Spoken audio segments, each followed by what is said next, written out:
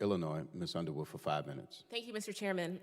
In Dr. Blaze's written testimony, you outlined a series of technical observations about the election infrastructure that we have in our country. Just wanted to drill down on this point. Which do you think is the most vulnerable ahead of 2020 Well, for a cyber attack? Right. So I think aside from the voting machines, which have been discussed quite a bit, the protection of back-end infrastructure, particularly the voter registration databases that are used to produce the poll books that voters check in with on election day, are utterly critical to protect. And we have literally thousands of different election administrators all protecting them in slightly different ways.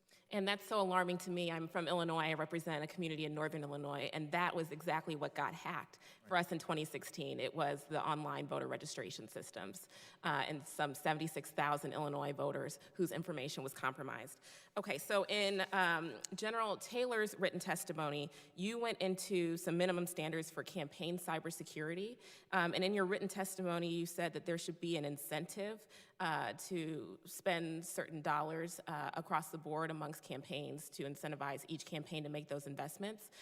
Just wondering if you wanted to expand for the committee about what you think that type of incentive should look like, or what those campaigns should be investing in more specifically. Well, specifically what I'm referring to there is the fact that campaigns, by and large, are startups and don't have the expertise or to do sophisticated cybersecurity against the adversaries that we face. So the encouragement would be for them to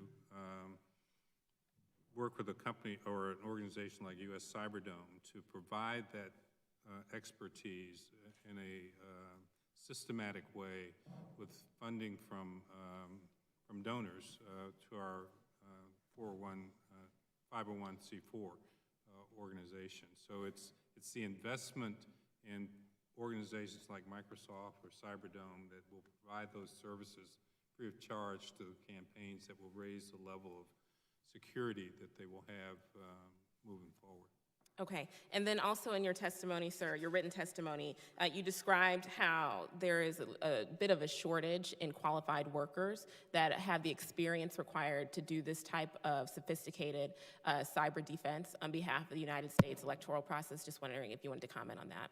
Certainly, and it takes years of expertise to build the understanding of how the adversary works and how to apply the tools of cybersecurity. A college graduate in cybersecurity is not going to have that expertise, and that's why we have tried to bring together folks with that kind of expertise to apply it to individual campaigns in a systematic way as opposed to a haphazard way.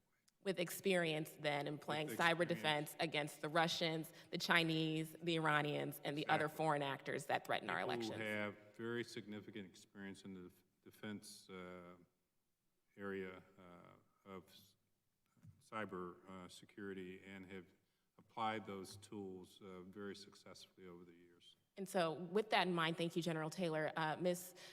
Badenas, Badenas, could you comment then on Microsoft's ability to source that talent given the relative lack of availability around the country? Do you feel that your company was able to recruit the individuals that do have the ability to play that type of cyber defense that the General was describing? Sure. Microsoft is actually one of the most attacked companies in the world. And so when it comes to cybersecurity, it's something that we've had to take seriously for our own protection. We've been able to take our learnings from protecting ourselves and also apply those to protecting our customers. That includes recruiting the talent that we need to both protect ourselves and also go into that frontline role of protecting our customers. And so those individuals, your cybersecurity professionals, then would have had previous experience? In many cases, we have a lot of, real quick, previous experience. Against these foreign adversaries that General Taylor was outlining, right? The Chinese, sure, the Iranians, the Russians that are the known foreign actors that threaten our election systems. In particular, the Mystic team that we work with very closely recruits a lot of individuals from previous government experience where they face similar threats.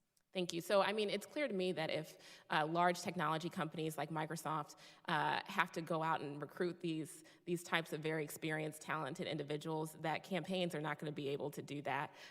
And certainly states that barely have an IT person to manage the whole system dedicated to their board of elections or whatever, Secretary of State, they're not going to be able to recruit those people too. And so it sounds to me like we have a real workforce issue in addition to a lack of some standards and requirements. I think there's a workforce issue across the board in terms of cybersecurity for the country. But more specifically from our perspective, we believe that we can harness the expertise of the cybersecurity community focused on campaigns and do so in a systematic way which will provide better protection than hiring a college graduate to be your cybersecurity person trying to take on the Russians.